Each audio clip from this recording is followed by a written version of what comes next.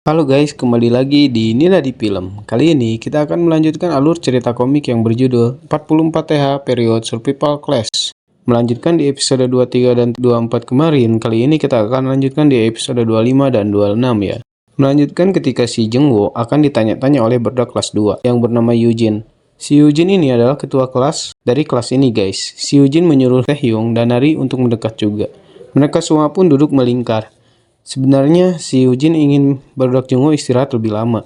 Tapi Eugene juga nggak yakin apakah tempat ini aman apa enggak. Jadi sebelum mulai, kita kenalan dulu. Ada si Kim Yo yang nyelamatin budak Jungwoo. Ini Juha, anak yang nggak ngomong-ngomong. Lalu Chansuk, mukanya agak suram emang. Dan Eugene, si ketua kelas 21. Jungwoo menanyakan, yang lain kemana? Ternyata yang tersisa hanya mereka berempat saja, kata Eugene. Mendengar itu, budak Jungwoo terperangah. Jadi, ini ceritanya, apa yang di kelas 21 alami di jam 10 pertama masuk black hole. Setelah si Eugene ceritakan kejadian mereka, nanti giliran Jungwoo ya. Kita akan bekerja sama sekarang, jadi jangan ada yang disembunyikan, kata si Eugene. Oke, semua dimulai saat jam pelajaran kelima. Bu guru menyuruh anak-anak untuk membangunkan yang tertidur.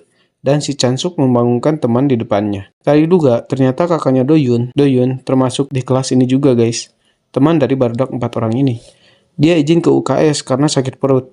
Mereka pun belajar seperti biasa sampai 5 menit kemudian jendela menjadi hitam. Dan kelas mereka masuk ke dalam black hole. Seperti kelasnya barudak Jungwoo. Kelas ini juga panik cuy. Ada yang teriak, ada yang nangis. Kelas penuh dengan rintihan para murid. Si bu guru pun menyuruh para murid untuk tenang jika disulati seperti ini. Dan tiba-tiba ada suara di speaker yang mengatakan jika semua murid harus dievakuasi di tengah lapangan.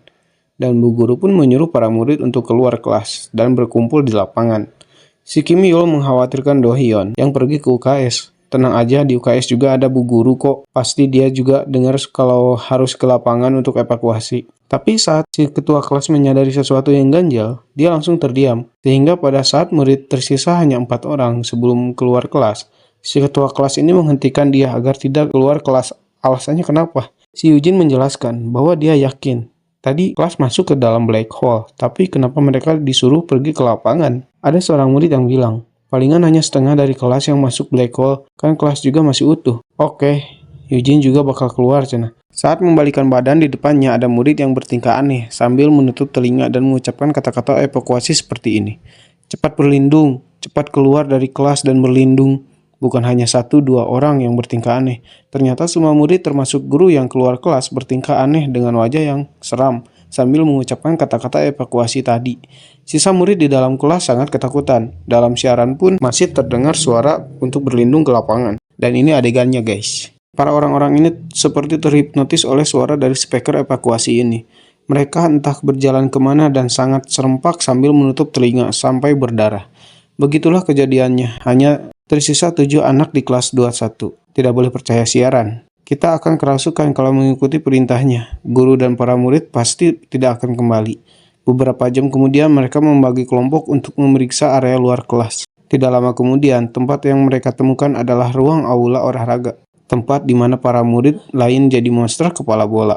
Tersisa 4 orang yang selamat. Dan beberapa jam kemudian, Kim Yul keluar kelas dan mendengar suara barudak Jungwoo. Dan begitulah ceritanya barudak kelas 21 ini. Jadi, Eugene meminta Jungwoo untuk sekarang bercerita bagaimana pengalaman Jungwoo dan barudak ketika masuk ke black hole ini. Si Jungwoo bilang, sebelum cerita, aku ingin tahu kenapa kelas 2 mengira tempat ini tidak aman.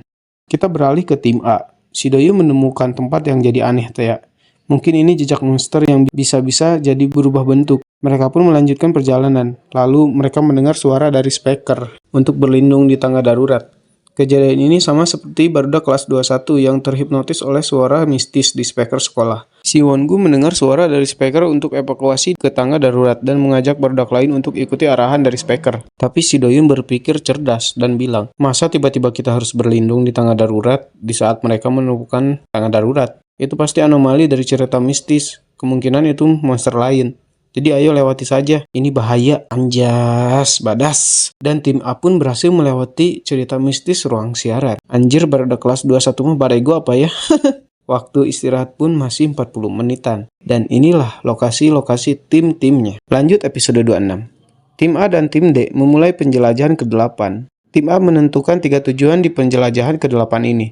Pertama, mencari kelas lain. Kedua, mencari petunjuk tentang teman-teman yang hilang. Ketiga, mencari fenomena aneh yang terjadi di koridor. Tim A memutuskan untuk menggunakan rute berdak tim B yang hilang.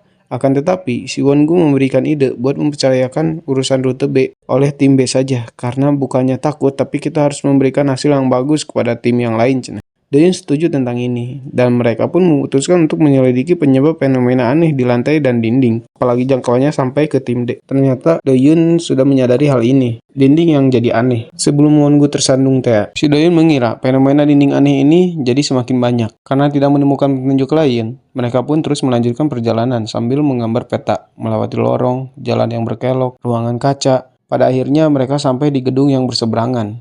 Si Doyun menatap depan gedung depannya itu. Dan Doyun menyuruh timnya untuk istirahat sebentar di sini, karena dirasa sudah berjalan sangat jauh dan lama. Si Seona menanyakan kondisi Sujung. Bagaimana, apa kau capek, cenah?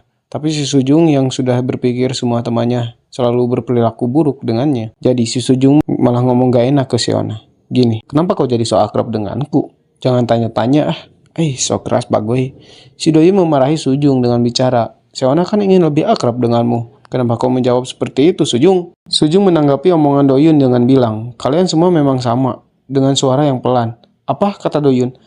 Si Sujung malah ngira Doyun mau mukul kayak si Suk-oh. Tapi kan si Sujung gak pernah dipukul sama si Suk-oh kan? Untungnya si Won-gu menengahi mereka berdua dengan alasan, jika ribut di koridor, mungkin saja ada monster yang menyimpangi aturan ini. Si Won-gu mengalihkan pertengkaran mereka dengan mengatakan kalau pemandangan bangunan depan jendela ini sangat indah. Benar, kata Seona. Tapi si Doyun mengklarifikasi kalau dirinya tidak bermaksud bertengkar dengan Sujung. Doyun pikir kita semua harus saling memperhatikan. Iya kan Sujung? Tapi si Sujung mah malah buang muka. Anjir so cantik bagoy. Doyun pun menyuruh anggotanya buat kembali karena sudah setengah waktu mereka berjalan saat ini. Saat sedang berjalan kembali, si Won-gu memanggil Doyun untuk kesini, cenah. Doyun mengira mereka melihat monster, tapi ternyata Won-gu menunjuk ke arah salah satu jendela di bangunan seberang. Ada seseorang di sana. Ternyata di depan sana ada kakaknya Doyun guys, si Do-hyun. Si Doyun melihat sekeliling bangunan yang terhubung dengan ruang dari kakaknya tadi. Dengan paniknya, si Doyun langsung lari ke lorong yang terhubung itu dan menyuruh yang lain buat pergi ke kelas duluan. Jangan ikut aku, kata si Doyun. Si Doyun meminjam HP-nya milik Seona buat center.